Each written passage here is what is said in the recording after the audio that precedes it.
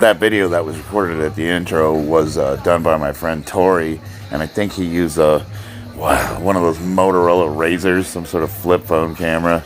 That's how long that. So look at this singlet, this green singlet I've been wearing. I've worn in every single competition since I was 40 years old. Man, we've come a long way. This is just a little video I put together, just a compilation of all my lifts since I've come back to the sport of powerlifting. I had to take a small break. I was right around the age of 45 years old. And I was still natural, 100% natural. I didn't even take supplements. And it wasn't because I'm against them or anything. I'm just lazy. I'd buy creatine and then just not take it. Or, I wouldn't take it consistently enough. I'd buy vitamins and not take them. But this was my first comeback meet, and it was in Vista, California. Bobby and I this is our first meet that we did together. And it was an okay meet. I think I was finished in the 1500s. I finished with a just under 600 deadlift. I think a 595. I think I had a 375 pound bench, something like that. And I think my squat was, 530, 540. No, nothing too impressive, but considering this was my first comeback meet, and I had some substantial injuries that I was dealing with, I felt like it was a good starting spot. And it was a lot of fun, too. That's the one thing I love about powerlifting is it's brought me all across the United States. Most of the meets I've done here in Vegas, but I've done California. We went all the way to, Alabama there, almost by Florida on the Panhandle. It's been wonderful, and I've met so many awesome people. It's just, this sport has given me so much, and my goal has always been to be an ambassador for the sport. I want to get as many of you people lifting in competition as possible. And why? Does it really matter if you're doing it in your garage or you're doing it on the platform? And I'm going to say yes. Yes, it does. There's a bunch of stuff that it provides. You go online, you pay your membership dues, go down the list, find a local meet, and just enter it. Say you have zero experience. You just entered a meet. What are you going to do? You're going to be awful. Or maybe you won't be. Maybe your numbers are good. I don't know. But you're probably terrified. Most of the guys that I talk to, they want to wait until their numbers are good enough. What is good enough? Just enter the meet. Just do it. Show up with what you got. First meet, they're going to know it's your first meet. You're going to tell everyone it's your first meet. They're going to be like, oh, that's so awesome. They're going to be so welcoming. You're going to go up there, and your lifts, they could be awesome. Maybe you're just one of those naturally strong guys who's already lifting elite numbers. Or maybe you're like me, where your numbers are not that great. And you're going to be amazed by all the enormous, at the time, they seemed to me like the first meet, everybody seemed like they were just huge, larger than life. And I go back and think about that first meet, and I'm that larger than life guy now. Right now, my numbers would have trounced every single one of them, even in the open division at that local meet. But at the time, I was just amazed. I couldn't believe how strong everybody was, but they were so welcoming. It was so much fun. And they didn't care about the weight on the bar. The second you had to grind out a set of deadlifts, everybody in the room erupts and they start cheering, and it's just an amazing feeling. And you can't get that at your local gym. You can't get that in your garage. It's just the camaraderie, the family, it's all, hey, you can even say maybe it's got some cult-like aspects to it, but it's just an amazing feeling that you can't reproduce, banging into your local gym.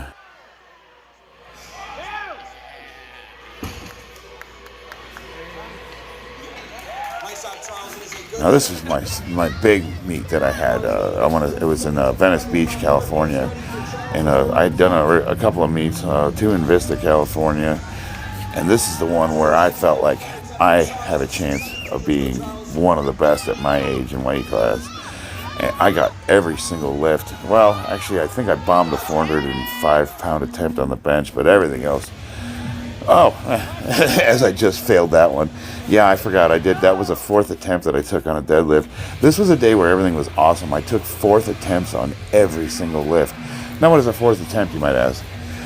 Every lifter gets 3 attempts, and your best attempt is your total. They take all 3 lifts, they total them together, You have 3 tries. Your best number out of 3 tries is added up and you get your total.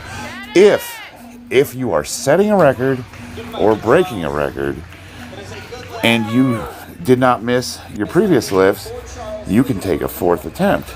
Now the 4th attempt will not count for your competition total because that would be unfair, but it does count towards the records.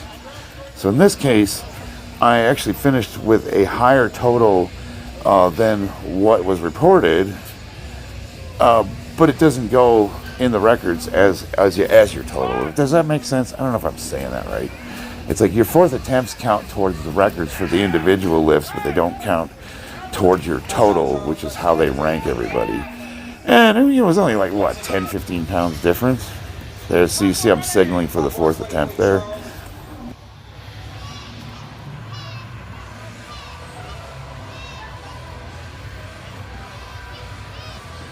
That spotting crew that is there, they do nationals and worlds. They're a legendary spotting crew out of California. And that guy, I was joking with him. He was the one that judged me.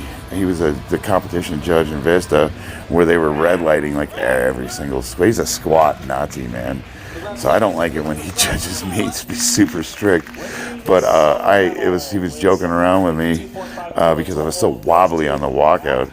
The walkout for me has always been the hardest part, because I have hip issues, and it's such a challenge. It makes the squat exponentially more difficult. So I have to be super, super careful when I'm walking squats out. I don't know if you guys notice, like I look genuinely unstable, but I talk to the spotters. I talk to them and I tell them, hey guys, this is going to look a little hairy, but I've got this, okay? Just stay close to me. And they do, and we get it, man.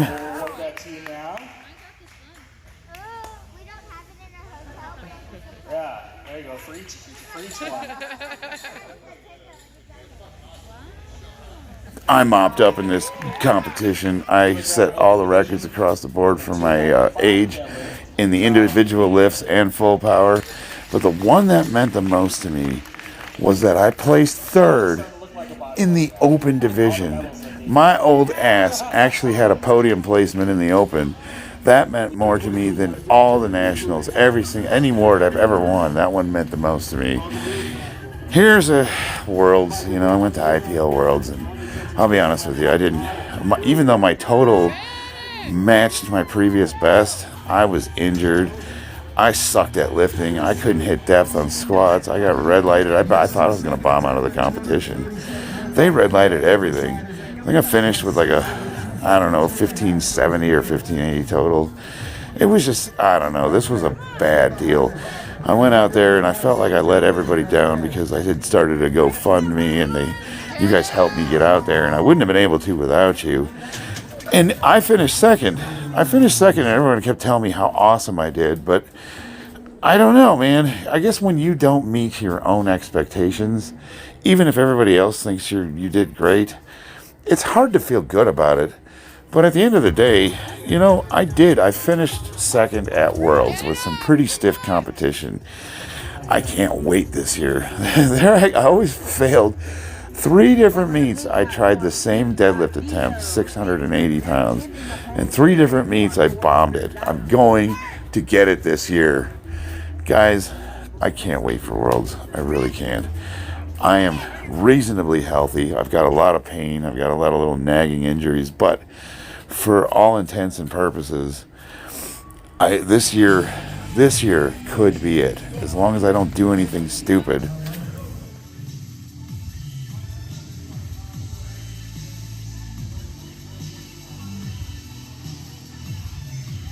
This was my qualifying meet that I had earlier this year, where my goal was just to get enough to get to qualify for Worlds. But I'll tell you what, I was bound and determined to break that 600 squat, and I got it.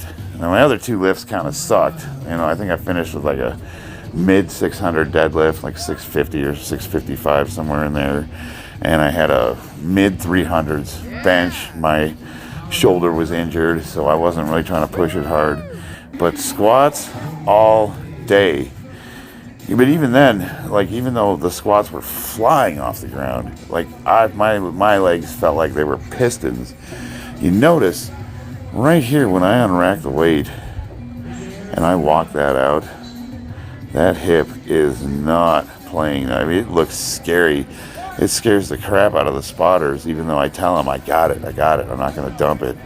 They are terrified when I walk out. They all look at me like, are you going to, what is this guy doing? There it is, man. 600.8 pounds. That right there is the biggest lift of my life. It's the one that has the most meaning. I never, ever thought I'd ever be to beat 600 pounds on the squat. A lot of the comments I get online, ever since I started competing again at the, 46, 47, and I'm no longer natural, a lot about PED use, and the people will say stuff like, oh, you wouldn't have anything, you wouldn't have any strength if it wasn't for the drugs, well, actually, you can kind of go back and look at my numbers, and you can calculate the percentages. Now, if you discount the training and the hard effort that I put into getting to where I am, and you just go by the numbers, it's about what I think I calculated to be about a 13% overall difference between natural and enhanced. And if you go through the records for untested and tested division, it seems like it's right in that range, 10 to 15% on the high and low end. And that's a lot. That's a significant amount. What's 15% of 600 pounds? You're adding 100 pounds to your deadlift. So, maybe 10%, 15% doesn't sound like a lot, but it can be really, really significant. It can put you into that elite category. But the bottom line is I don't really do it for that reason. For me, it's quality of life. It's being able to do the things I love still. And, I'm getting to the point now where I'm wondering how much longer I should continue trying to compete at this level. It is starting to take its toll. And unlike a lot of guys my age who are completely disabled and can't compete at all, I am still reasonably healthy. And if I allow myself time to heal, I haven't really done any lasting damage that I didn't have before I started competing. The back injuries that I suffer from, that was an injury that I got while I was in the service. And that, unfortunately, is something that's going to be with me for the rest of my life, regardless of whether I lift or not. Now, the question is, am I doing more damage, or am I helping it? And it's yes and no. It all comes down to lifting has definitely improved all of my injuries across the board, but one false move and everything's in the toilet. Like, it's way worse. So it's one of those things where all it takes is for a bad day, a lapse in judgment, and just not paying attention or being sloppy or rushing it, and it can undo everything in an instant. If I had to do it all over again, I really don't think I would do anything different. I want to thank everybody who's stuck with me this far. And y'all helped me get to Worlds last year, and I'm going to compete again at Worlds this year. It's going to be a hell of a competition. It's going to be stacked. Everyone's going to be there. Unlike last year, they brought it back from Russia, so the attendance was at an all-time low. But this year is going to be everybody. And I expect to be competing in a stacked division. Thank you all for following me and supporting me. I hope you stick with me through this into my next adventure. I can't wait to see what we get into next, guys.